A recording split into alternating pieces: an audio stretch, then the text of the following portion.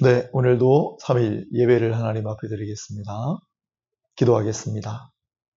하나님, 우리를 예배의 자리로 불러주셔서 감사합니다. 이 시간 세상과 사람의 생각을 잠시 내려놓고 오직 하나님 영광에 집중할 수 있게 하옵소서. 말씀과 성령으로 충만하게 하시고 은혜와 자비를 베풀어 주소서. 예수님의 이름으로 기도합니다. 아멘. 함께 찬송가 86장 내가 의지하는 예수 찬양하도록 하겠습니다. 찬송가 86장입니다. 내가 늘 의지하는 예수 나의 상처 입은 심령이 불쌍하게 여기사 위로하여 주시니 미쁘신 나의 좋은 친구 내가 의지하는 예수 나의 사모하는 친구 나의 기도 들으사 응답하여 주시니 미쁘신 나의 좋은 친구 주의 손 의지하고 살 때 나를 해할 자가 없도다.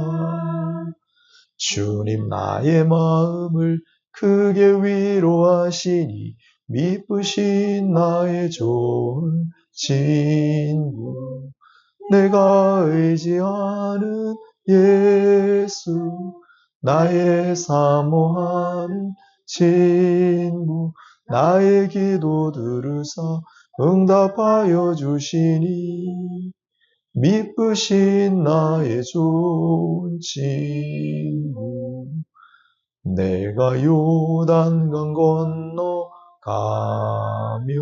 마음이 두려워서 떨 때도 주가 인도하시니 어찌 두려워하랴 미쁘신 나의 좋은 친구 내가 의지하는 예수 나의 사모하는 친구 나의 기도 들으사 응답하여 주시니 미쁘신 나의 좋은 친구 이후에 전국에 올라가서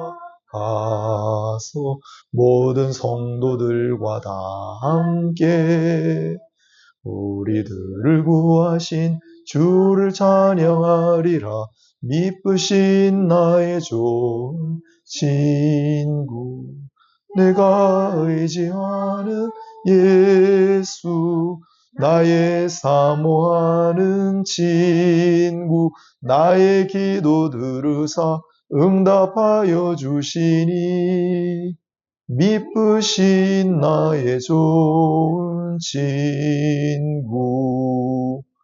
아멘. 네, 오늘 하나님의 말씀을 봉독해 드리겠습니다.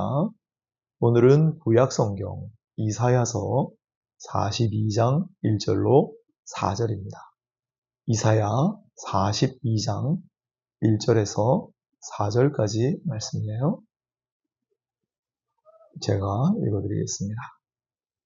내가 붙드는 나의 종, 내 마음에 기뻐하는 자, 곧 내가 택한 사람을 보라. 내가 나의 영을 그에게 주었은즉 그가 이방의 정의를 베풀리라.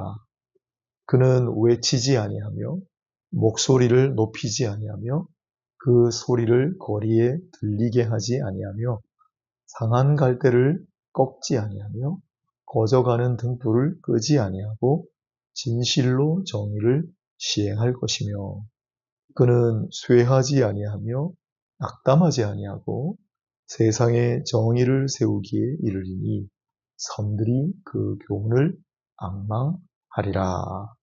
아멘. 네, 오늘 수요 예배 말씀 강론의 제목은 첫 번째 고난받는 종의 노래입니다. 첫 번째 고난받는 종의 노래. 네, 이제 고난주간과 부활주일이 얼마 남지 않았습니다. 그래서 오늘은 이 고난과 관련된 주제를 다루려고 합니다. 구약 성경의 이사야서는 고난받는 종의 노래라고 불리는 대목을 4번 기록하고 있습니다. 고난받는 종의 노래. 오늘 본문이 그 첫 번째에 해당합니다. 자, 이렇게 시작합니다. 1절. 내가 붙드는 나의 종, 내 마음에 기뻐하는 자, 곧 내가 택한 사람을 보라. 여기서 나는 하나님이십니다. 하나님께서 택하시고 기뻐하시며 붙드시는 나의 종을 소개하십니다. 그러면 이 첫 번째 노래는 고난받는 종의 노래라기보다 고난받는 나의 종의 노래라고 하는 게 더 맞겠습니다. 하나님께서 그를 두고 내가 붙드는, 내가 마음에 기뻐하는, 내가 택한 나의 종이다 라고 하세요. 먼저 붙들다 라고 하잖아요. 바로 앞선 41장 이사야 10절에 유명한 말씀이 나오죠. 두려워하지 말라. 내가 너희와 함께 하리라. 놀라지 말라. 나는 네의 하나님이 됨이라. 내가 너를 굳세게 하리라. 참으로 내가 너를 도와주리라. 참으로 나의 의로운 오른손으로 너를 붙들리라. 그 붙들리라. 다 붙들어 주신다는 말씀. 그렇게 내가 붙드는 나의 종이다. 그렇게 말씀을 하십니다. 그렇다면 이렇게 하나님께서 붙들어 주시는, 마음에 기뻐하시는, 택하신 이 종은 누구일까요? 지금도 유대인들은 이 고난받는 나의 종을 이스라엘 민족 자체라고 여깁니다. 아직도. 하지만 대부분은 바로 이 고난받는 나의 종으로 일컬음받는 자는 메시아, 이제 신약의 용어로 하면 그리스도가 되죠. 메시아일 거라고 생각합니다. 메시아는 기름 부음 받은 자로 인류를 구원하고, 뿐만 아니라 오늘 본문에 나오는 용어로 하면 정의를 세우기 위하여 하나님께서 택하신 종이 되겠습니다. 그런데 이렇게 대단한 하나님의 종을 왜 고난받는 종이라고 부를까요? 그 이유가 바로 2절 그 다음 구절에 있습니다. 그는 외치지 아니하며 목소리를 높이지 아니하며 그 소리를 거리에 들리게 하지 아니하며, 세 개로 묘사했지만 같은 의미예요. 이렇게 생각해 보시면 이해가 쉬울 것 같아요. 얼마 전에 3.1절을 지났는데 유관순 열사가 갇혀있던 서울의 서대문 형무소, 윤동주 시인이 갇혀있던 일본의 후쿠오카 형무소, 그곳에는 증언에 따르면 비명소리가 가득했다 그랬습니다. 왜 비명을 질렀을까요? 그 안에서 때리고 고문하고 했기 때문에 고통스러우니까 비명소리가 난무했다 그래요. 인간인지라 연약하니까 당연합니다. 그런데 이렇게 고통스러운데도 외치지 않고 소리가 들리지 않게 하고 거리에도 그 소리가 나가지 않도록 하는, 이게 더 이상한 일 아닌가요? 어떻게 그럴 수가 있죠? 네, 그럴 수가 있습니다. 예수께서 바로 그러셨잖아요. 그래서 이 땅에 메시아로 오신, 그리스도로 오신 분은 예수님이라고 우리는 알고 있습니다. 그런데 예수님은 많은 고난을 받으셨죠. 사람들이 예수님을 때리고 채찍질을 등에 가하고 했지만 외마디 비명조차 지르지 않으셨습니다. 십자가 매달리실 때 손과 발에 대못이 박혔는데도 복음서에는 단 한 줄 소리를 지르셨다는 구절이 없습니다. 오늘 이 말씀을 그대로 이루셨죠. 네, 이사야서의 이 믿기지 않는 예언, 극심한 고통이 있겠지만 외치지도 소리 지르지도 비명도 하지 않는 이 믿기지 않는 예언을 예수님께서는 고난받는 종으로 오셔서 정확하게 다 이루셨습니다. 할렐루야. 그러나 이 메시아의 사명은 단순히 고통을 참는 데만 있지 않습니다. 이사야는 앞서 메시아를 고난받는 종이라고 뒤에는 이야기하지만 앞에는 전능하신 하나님, 하나님의 아들이신 동시에 전능하신 하나님이라고 불렀습니다. 그런데 왜 전능하신 하나님이 고통을 당하십니까? 고난당하는 인간을 불쌍하게 여기셨기 때문입니다. 고통당하는 인간을 긍휼히 보셨기 때문입니다. 그리고 그 고난당하고 고통당하는 인간을 공감하시기 위해서였습니다. 그러니 보십시오. 이어지는 9절에 3절에 보면 상한 갈대를 꺾지 아니하고 꺼져가는 등불을 끄지 아니하고 진실로 정의를 시행할 것이며 라고 나오지 않습니까? 상한 갈대와 꺼져가는 등불 같은 존재가 바로 고통당하고 고난당하는 인간의 모습입니다. 그런 인생들의 아픔을 외면하지 않으시고 같이 아파하시고 돌보시고 위로하시고 또한 새 힘을 주시겠다는 약속입니다. 그렇다면 이 예언의 말씀은 이루어졌나요?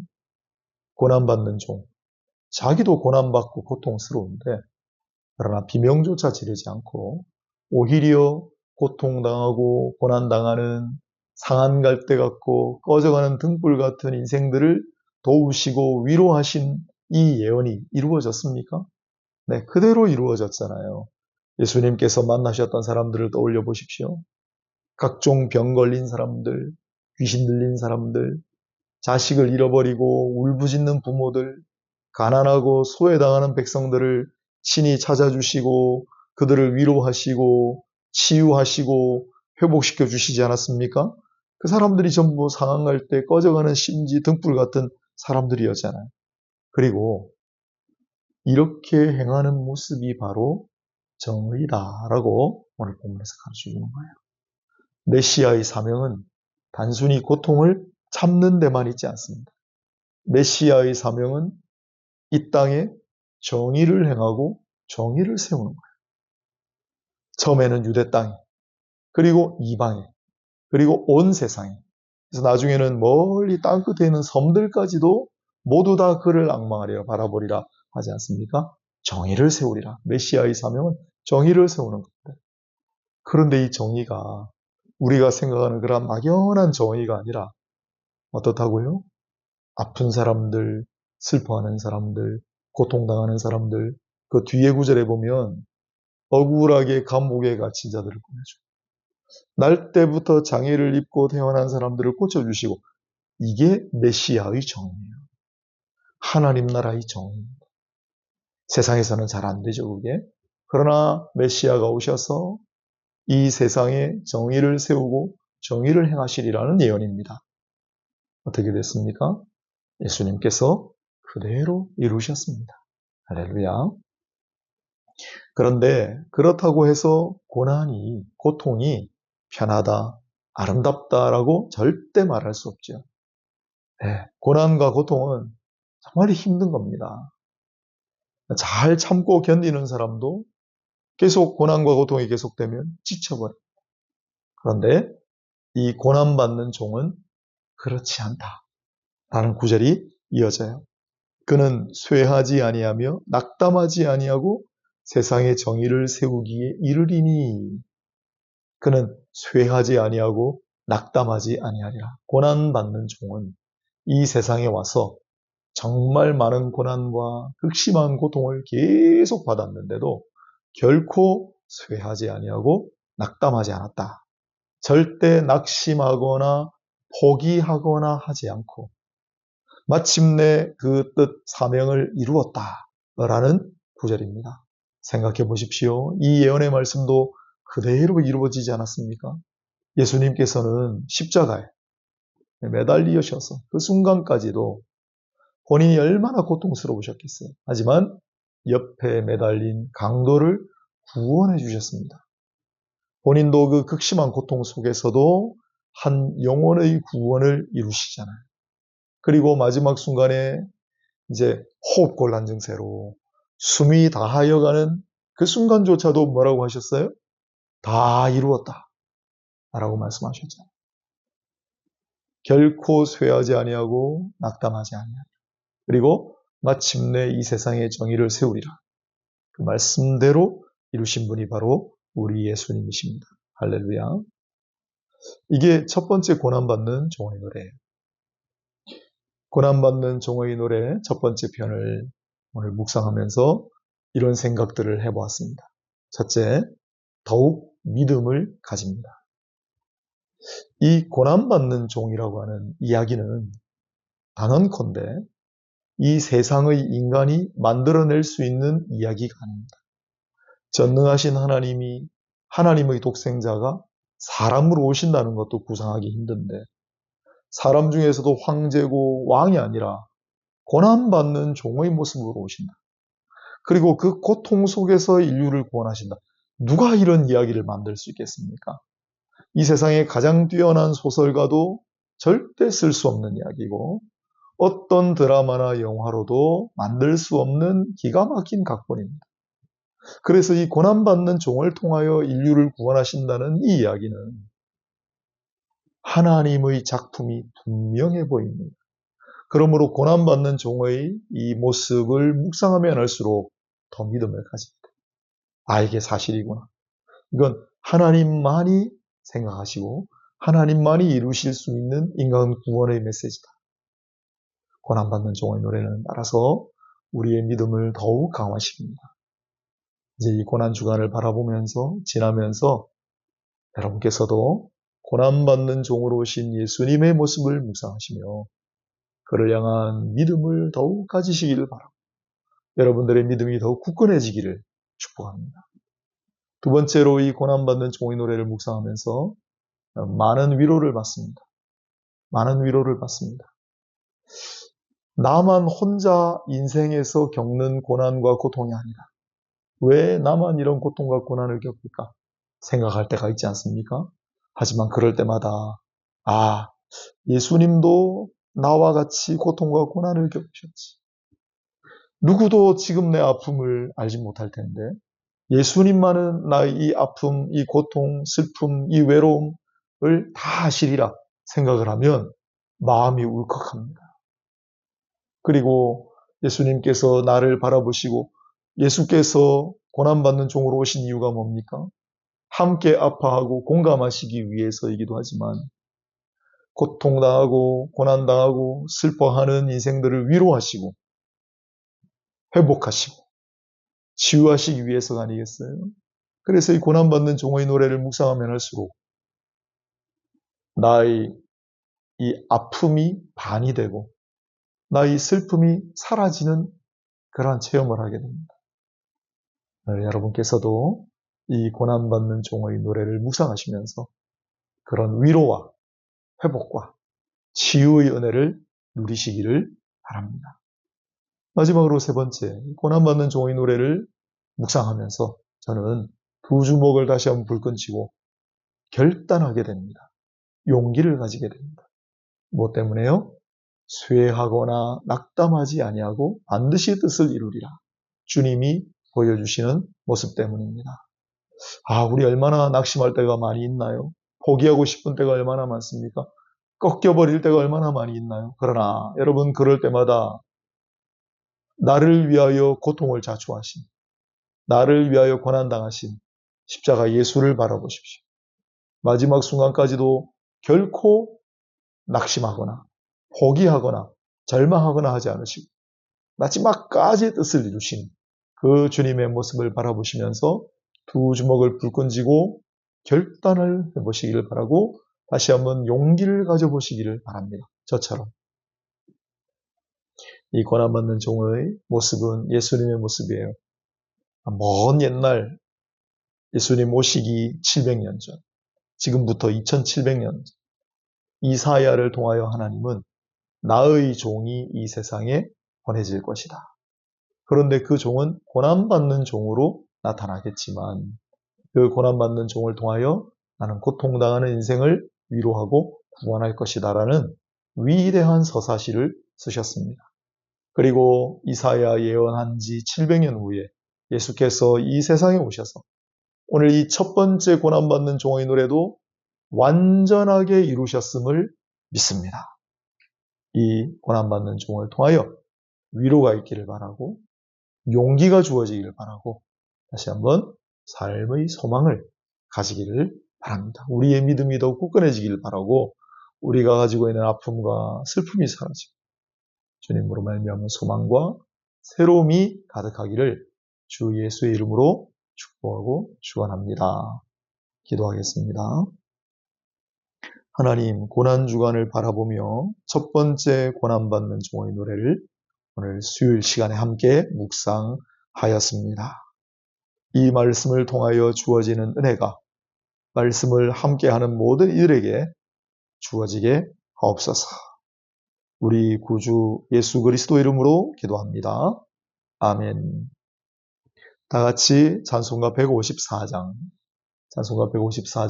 함께 부르시겠습니다. 생명의 주여 면류관 받으시옵소서. 찬송가 154장입니다. 생명의 주여 면류관 받으시옵소서. 날 위에 쓰신 멸시관 나 기억합니다. 저 겟세마네 기도를 늘 기억하게 하시고 그 십자가의 은혜로 날 인도하소서. 누셨던 무덤 제게도 보이시옵소서.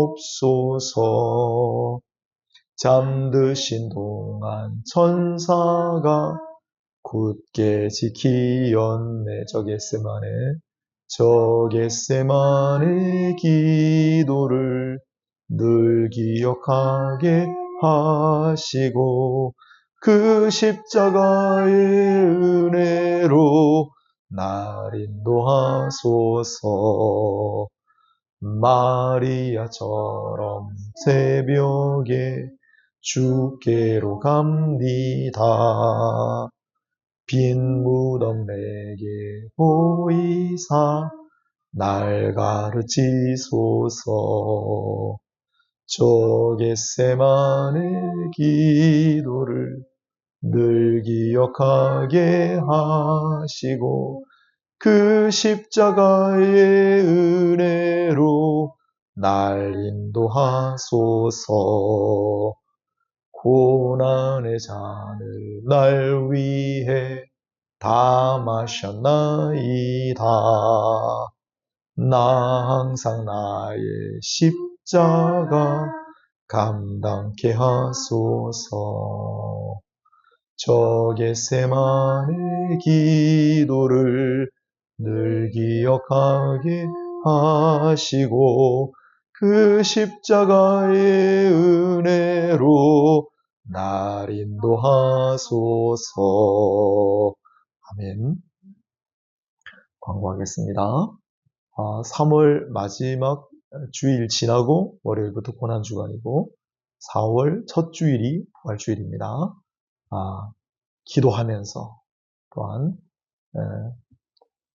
감사하면서 준비하면서 기다리시면 좋겠습니다. 3월 마지막 주일 오후에 한자리 모임을 송도에 있는 우리 자택에서 가지도록 하겠습니다. 많은 참석을 바랍니다. 이제 우리 함께 기도하고 축도함으로 마치겠습니다. 기도하실 때 우리의 마음을 담아서 기도하시기 바랍니다. 짧은 시간이지만 진심을 다하여 하늘문을 두드리시기를 바랍니다. 오늘 말씀을 우리의 마음판에 꼭 새기고 그 말씀을 붙들고 나아가시기를 바랍니다. 같이 기도하겠습니다. 하나님 아버지, 이 시간 우리의 기도를 받아 주옵소서.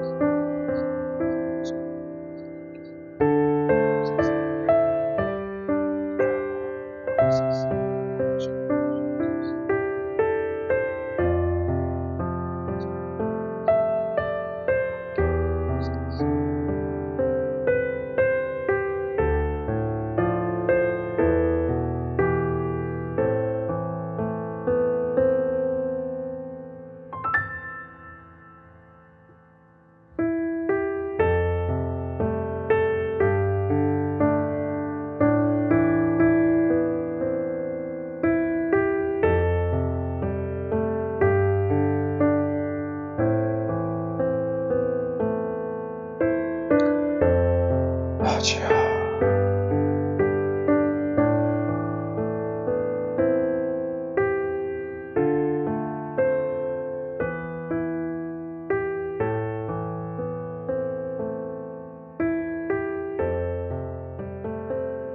기도하겠습니다. 하나님, 지금 벌어지고 있는 전쟁이 그치게 하시고 고통당하는 백성들을 불쌍히 여겨 주옵소서. 지금 아파하고 억울해하며 슬퍼하는 자들을 위로하여 주시고 용기를 더하여 주시며 새 힘을 가지게 하옵소서. 이 시간 우리가 드리는 모든 기도와 헌신을 주께서 기쁘게 여기시고 받아 주옵소서. 예수님의 이름으로 기도합니다. 이제는 예수 그리스도의 은혜와 하나님 아버지의 사랑과 성령님의 위로교통하심이 고난 받는 종의 노래를 묵상하며 위로와 또한 용기와 은혜를 받고 나아가는 모든 이들의 머리 위에, 그들의 가정과 교회 위에 지금부터 영원까지 항상 함께 있을지어다. 아멘.